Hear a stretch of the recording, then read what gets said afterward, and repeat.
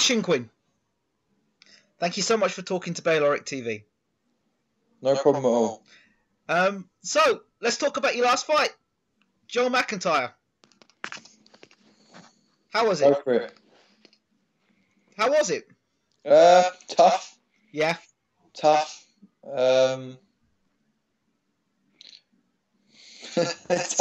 Tough and unbeaten. Yeah, tough and unbeaten. I mean, you know, that was a tough fight. It's very rare you see one unbeaten fighter put with another unbeaten fighter. So young or such a young stage of their careers, two ambitious fighters fighting for a title. You know, and you were cut in that fight. You did the 10 rounds for the first time. It was a testing fight. Yeah, I said to a couple of people now, you know, I don't think everyone knew, but I broke my rib in the second round.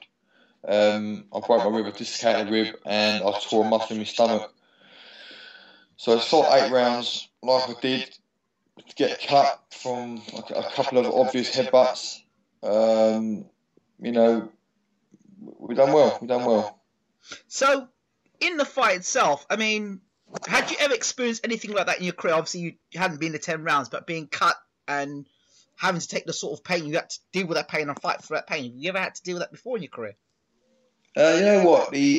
Everyone says to me about the pain. It wasn't the pain that was a problem. It was the breathing that became a problem. Right. The pain felt like just a sharp. Someone stabbed me with a key or something inside my rib all the time. Right. Okay. So that wasn't a problem. The pain was never a problem. It was always the breathing. After 5 rounds, I'll say, it got really hard to breathe. Right. And the heat in it. It must have been above 90 degrees in there. Right. It really hot. I lost about 10, 11 pounds during the fight, how hot it was. So all that added together made for a tough fight. So what did you learn about yourself, other than the fact that you know you can dig in? I know what I've got. I know what I can do. I spar with world-class people. I know what I am capable of. Maybe it was about showing some other people who didn't know that what I had. Right. So your opponent, before the fight, there was a lot of talk and stuff he'd said about you. When an opponent says things about you, does this motivate you to fight more or fight harder, or do you sort of put you over your back and say it's just about a bit of banter? Go on with it. Yeah, I'm not. You know what? Defending people, I get a lot more irate than I would if it was against me. Right. If it was defending a stablemate or a family member, I'm the first person to jump in and argue with someone. Right. But when it's about me, it doesn't bother me. It goes over my head. You know, that last fight was still I had a glass chin, I had no engine. I mean, I was in the gym sparring 15 rounds with Tony Conquest, who was a cruiserweight. Right. And not once did I get hurt, pushed back, or look tired in 15 rounds at a time. So to say things like that, either just a bit silly, really, or just their tactic to wind me out. But neither of them worked. So, I mean, when somebody says you got a glass chin, you've got to have some sort of... You've got to see a fight and say, oh, yeah, he got hit with that punch, he got wobbled and he went down, or somewhere in the amateur ranks he got beat up, sparked, or something is said, something is seen for you to come up with something. But to just say somebody's got a glass chin, isn't that a bit... I got stopped once, and 85 fights got stopped once. I was 17 against a 32-year-old man. You know, it was my first senior year, and I jumped up too quick, and I got stopped on my feet. So other than that, I've never been over. Never, you know, I don't know where that's coming from. So there you go. So when you have situations like that come up, then at the end of the day, I mean, it's stories, isn't it? But people are very quick to say he's got a glass chin. As far as I'm concerned, they can say what they want, people. It doesn't bother me. So, okay, you've gone for this fight. You've done the 10 rounds. You remained unbeaten. What was the feedback like from your trainer? Yeah, he just said that throughout your career, you're going to face a lot of things against you. Things aren't going to go your way. It's about how you deal with them, how you come through it. Right. Generally, you get something per fight. You might hurt your hand, you might hurt your arm, or your shoulder. You might, each fight we got 3 injuries to my stomach, should we say, in one fight. I got a cut. My first 10 rounder in what was literally unbearable heat. and come through it. You know, and wasn't my best performance. I think we all know that, but it wasn't bad. So all in all, we learned more. I learned more in that one fight than my 7 previous fights. So if you'd gone over and blown him over in a round, you probably wouldn't learn anything from that, apart from you can knock a guy over. Yeah, and I don't know, whatever Joel has said about me before, after, or whatever, he will give any light heavyweight a good night's work. I'll tell him that much. Yeah. Yeah, give anyone. You know, he's strong, he's tough, he comes forward. He works with 10 rounds, so he give any light heavyweight a problem. Okay, so moving on, I hear that you have signed with Frank Warren. I have indeed. Well, I thought at first, Shinkwin, Frank Warren. Somebody's seen the light. So how did that actually come about? Well, obviously my stablemate Mitchell Smith is with Frank. Got a phone call, asked for a meeting, went and had a meeting, and all happened very quickly, really. Everyone came out happy, and all signed and done. So you're a Boxnation fighter then? I am a Boxnation fighter. So what does it feel like? You're going to wear the t-shirt and walk around the streets of Watford with a... If they give me them for free, I'll wear them everywhere. So does that make ticket sales for you easier now because you're a TV fighter? Yeah, of course it does. You know, people, the first thing people say to you when you box is, who's fighting? Who's on the bill? You know, obviously you get your mates, you get your die-hard mates, you're going to come to watch you if you're fighting in a shed to watch you. Yeah. But, you know, it's nice to be able to say, so-and-so's on the bill. So, you know, if you said to someone, I'm boxing and John Smith's boxing, or you said George Gross is boxing, you're going to sell hundreds more tickets in there. Yeah. Absolutely. So, you know, it's a lot better. It's a lot better that way. So now that you are in that realm of now TV fighter, what changes for Shinkwin? Nothing. I hope nothing. We just keep winning, keep rolling on, and keep winning, keep improving, and get bigger and better titles. So we know that Frank Warren is good at. There's one thing you got to say about Frank Warren. He knows how to get people into world title fights and world title fights that they can win. He's very good at getting title fights. One thing you can say about him: doesn't rush you, doesn't put you in silly fights, and invests in his fighters. That's one thing you can say about him. Well, it's all about getting home advantage. My manager, Richard Clark, Jason Rowland, trainer. I've always said the whole time, if we could get one deal with any promoter, it's always going to be Frank Warren. If he had a choice, if we had to offer him every promoter on the table, it would be Frank Warren, because he is the best at building careers. He will get you home advantage. He'll get you the right fights at the right time and winnable fights. Not just going to take you abroad for a payday and get you beat. Now, I'm kind of thinking about this as I'm talking to you on the spot, and it's like you couldn't breathe during the fight. You got cut. You did 10 rounds. You struggled through that bout, but you won. And by securing that win, it's basically opened the door for an opportunity to be with Frank Warren. I thought about it today for the first time. Actually, I just thought if I'd have been the stereotype that I was made out to be by some people, jacked it up that second round. Yep. I may be sitting there. I would have packed up by now. The small hall shows are great for your first 6-7 fights. Yeah. You want to be fighting for titles, fighting the TV. It's all about. Right. Tell me a little bit about the small hall fighter and fighting on small builds. What is the effect of that? Obviously, if you're a TV fighter, I would suspect a little bit more straightforward. You don't believe me? I'm going to be TV Saturday night.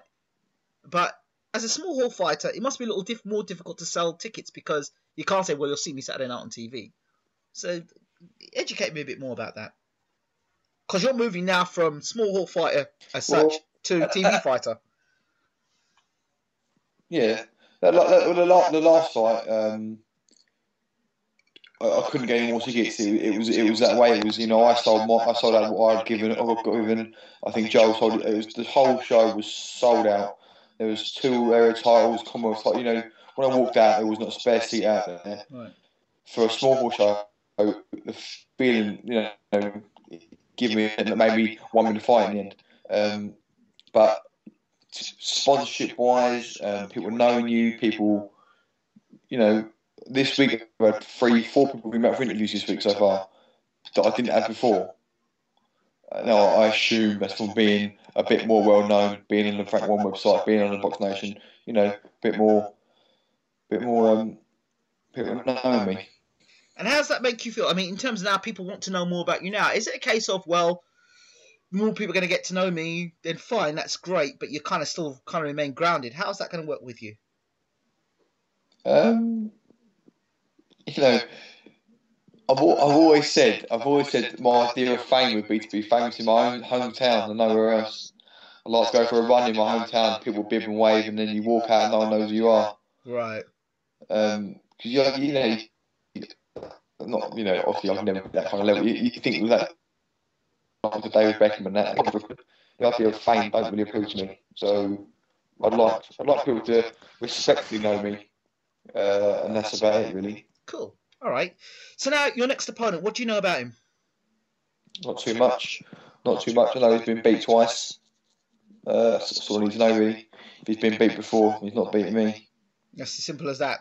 Simple as that. So do you going into that fight with that mindset? You go like, you know what? You've been beaten twice. You're going to get beat again, and I'm going to beat you. Is there any strategy involved now of what you're doing, or is it just a straight off get yourself in shape and turn up? Do you know what? Every fight I train for, I train like it could be my last fight. I always say to every interview, I say, you know, in boxing, it's a bit overused, but it could be your last fight. Yeah. If I get beat on the 7th of January, potentially that could be my last fight. It could be that Frank Warren thinks, cool, this is not a good investment. Look, he's been terrible there. He's been given a chance and he's blown it. I think, you know, oh, you know, it's not for me or whatever. It's over. You know, my whole life is trained for something like that. Maybe that wouldn't be the case, but I'm saying maybe. So I train for every fight until my last. I put every bit of effort into every training session. Right. Every spar I try and win. Right. I mean, I'm a competitive bloke, so there's no chance any kind of slip up in my training. What's the media reaction been like to you being with, joining with Frank Warren? What's been the sort of what you've heard so far? What's people said? Oh, I'm signing with Frank Warren. Oh, you signed with Warren, have you? What's been the kind of comeback you've had so far? The common things you've heard. Do you know what? Even just your Joe Blogs who knows nothing about boxing knows who Frank Warren is. Exactly. So that's the good thing. When you say, "Oh, how's boxing going now?" You think, "Oh, yeah," and you say, "Yeah, I'm Southern Area champion," and they're thinking, "Oh, what's that mean?" Yeah. So just like Frank Warren, and like, Frank Warren, he's like Frank Warren. Yeah, it changes. The population changes. Yeah. I think, well, I think I am. Yeah. Getting better. I'm getting better. Yeah, you're getting better. Yeah, you know, it's kind of like you know where you're at, but sometimes it's sort of like people need to. Sometimes you have to turn the lights on in those dark houses. Yeah, well, as soon as you know, it's not name dropping because you know I'm signed with him. But when you say things like Frank, well, people want to come and see a fight. I think, oh, maybe we go and watch it. We go and watch it. Oh no, for this fight coming up, it's 2.5 weeks after Christmas. Yep. I think I sold 45 ringside so far. Yep. Yeah, that's good going for that close to Christmas. Yeah, absolutely. I got tickets a week ago, maybe 9 days ago. So that's not bad going. So, in terms of your sponsors who've been there from the start and been there for you before you got the move to Frank Warren, I've clearly done Boxnation. That's good for them, is it not? This is what sponsorship's all about, isn't it? Is that you put your money to invest in the. So for them people, you know, I've had my 4 main sponsors have been the 4 main sponsors to start. Right. I've had a couple more. You know what? I had one more before the Frank Warren thing happened. I had one more come on before then, so I can't say they tried to jump on the bandwagon. So that's what, you know, and they put their money and their time into me and help to now see their logo, see their brand on TV. Wow, so that's not a bad thing, is it? It just shows other potential sponsors. This is what happens when you put a bit of trust and a bit of faith in someone. Absolutely, absolutely. So let's reflect on 2014. Oh, and by the way, I've got to say congratulations, because I didn't congratulate you for. I mean, you got married, didn't you? I did get married. So congratulations. Thank you very much. You've joined the club. And you got to grab hold and not let go. So, what does it feel like? Any changes? No, not really. We got married. We bought a new home together. Yep. And she's now pregnant, expecting a baby in April as well. Oh, there you go. Before we get it all done at once. Added pressure. That's all. All good then. I love a bit of pressure. That's it. So let's review 2014 fights that stick out in your mind. As a friend, George Groves, we 80,000 people at Wembley. So story of what could have been. Two totally different fights. That unfortunately for George, didn't work out. But I think even he says about getting a third one. If you give me some make a better third fight, I'd bet him. Again? I'd bet George to win. It's not even me being biased. I just think that the first fight he's winning so clearly, and the second fight he won the 7th easy. He was winning the 8th for caught by a great right hand. But do you think Froch was waiting to time him with that? Because I heard stories. We talked about this before. I heard stories that he'd done that to him in sparring. So was that not just something revisited at a later date? Sparring for me means very little. I think that you're trying things in the gym. Right. You work on things throughout the week or prior to a spar. You try them in the gym. They might not work. You try something else. In a fight, you go in there with what you know is going to work and build on that as the fight goes along. Right. So I wouldn't take notice of that. Not really? No, not really. So under Paddy Fitzpatrick, obviously the style of George Groves has changed. It's not the same as what it was under Adam Booth. Is that a good thing going forward? I know Adam personally. I know Paddy personally. So I don't know. We'll wait and see. If George goes on to fight Darrell, wins the world title, then it's proved that well. Either way, if he'd stayed Adam, he may well have won the world title as well. You don't know. Okay. No, I think they're both very, very good trainers. Okay, Eubank versus Saunders. I thought Billy Joe won by 3 rounds. Okay. And I thought that Chris Eubank Jr. jumped the queue. Right. Okay. But now he's in a world title shot. He's fighting for the WBA interim title. How does that work out? That means that if he wins, he's got to fight Golovkin, so good luck. Well, his dad said he'd beat him. Yeah. Dad said he'd beat Billy Joe as well. Right, yeah. It doesn't look very good, does it? What's your thoughts on the fact you're in the corner or you see a fighter, turn to his trainer and tell his trainer says, you've got to go out there and stop him, and then he turns to his trainer and says, you're talking too much. Yeah. I don't know how he puts up with the trainer. No, my dad trained me as an amateur for 16 years, is it? Yeah. And he comes down with the gym now twice a week to, give a bit of guidance, bit of input. Yeah. Which Jason doesn't mind. We all work together as a team. Yep. But at the end of the day, Jason's head coach. He knows that. Yep. My dad knows that, and we've all worked together. All work in harmony is a better team. Right. You can't have someone in there doing what his dad done. I think it was bad for boxing. And Ronnie Davis just listened to it and put up with it. He must be getting paid an awful lot of money. Must be. And what was Eubank doing in the corner? I still can't get it. He's not a trainer. He's not seconds. Why did the British Boxing Board of Control allow him just to stand there and just pose for 12 rounds? Well, I remember when Jason asked to wear shorts in the corner with me once, and they said no.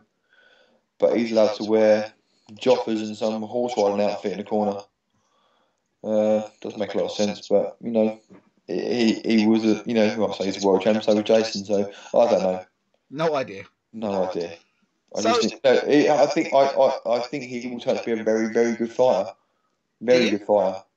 So in the end, it all might say, no, look how good he was. Look how good he was a bit rushed when he was a bit too soon. Okay. Billy Joe did that a little bit too much for him. Billy Joe versus Andy Lee seems to be the fight that's going to be made. I sparred a good few rounds as a pro of Andy Lee now. I sparred thousands of rounds with Billy Joe as an amateur. I wouldn't like to say. Andy Lee, that right hand or that right hook, that was knocked out John Jackson and now knocked out Kobrov. I mean, that's got some power there. Power in that hand, obviously. Yes. Or power in that hand. Does he hit that hard? I mean, you know you sparred with him. He's very correct. I think when you punch correct, you get power in it. Right. He's very very stylish. They're both, him and Billy Joe are very similar, aren't they? Billy Joe's a bit more, you know, I don't know, but I don't know. Actually, I don't know the difference. They're both very similar. Southpaws, very slick, very hard to hit the pair of them. But as that fight, would you think that fight's come a little too soon in Billy Joe's career? Because I mean, the Eubank fight showed that he does have still got stamina issues. I think that anyone with in front of 20,000 people, yep, with the amount of pressure he put on himself about the retire, all this and all that, you're gonna burn up a lot of energy. Right.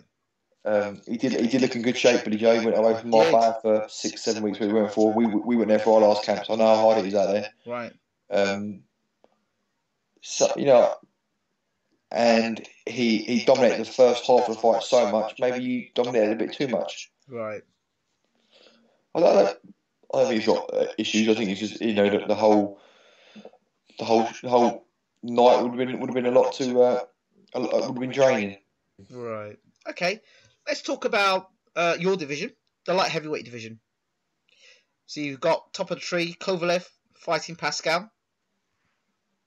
Stay well clear. Okay, and obviously the year he's had, he did Hopkins in, and it looked in that 12th round he could have probably done that in the first and stopped Hopkins, to be honest.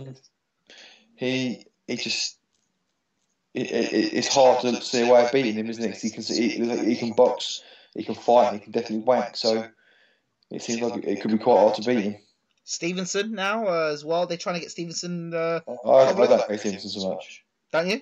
You know, I watched the fight with who? No, not Ben. Who did he box last time? Yeah, I can't remember the guy's name, but yeah, he ran out of ideas.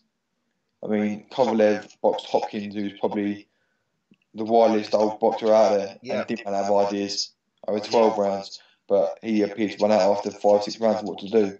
It was knockout or bust, it seemed. Yep. And he's not getting any younger either, is he? How old is he? 35? Is he 36? Yeah, something like that. Yeah, he's not got much longer left, I think. Wow. But it'd be a cracking fight if they made it. Absolutely. Who's your money on? Kovalev all day long. Best light heavyweight in the world? Kovalev, yeah, by a mile. Kovalev Ward.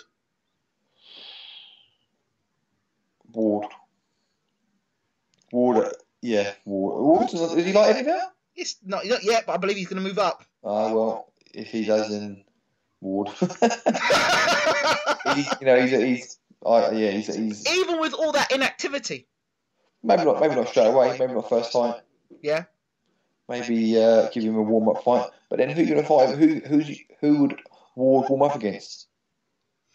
Who would be worth fighting warm up against? You could take a payday against him if you want. I don't do things to paydays. I do things to win. Good. That's what I like to hear. Yeah. Okay, so let's talk about any other fights that come to mind for 2014 that kind of you thought, wow, that was a good fight. I see it tonight actually on a replay that Golovkin v Gill. Okay.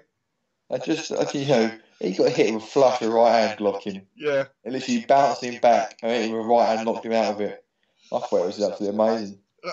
Martin Murray's next for him. Yeah, I got a bet on my dad on that one. I got £20. Yeah, maybe £20. I got Golovkin inside 5 rounds.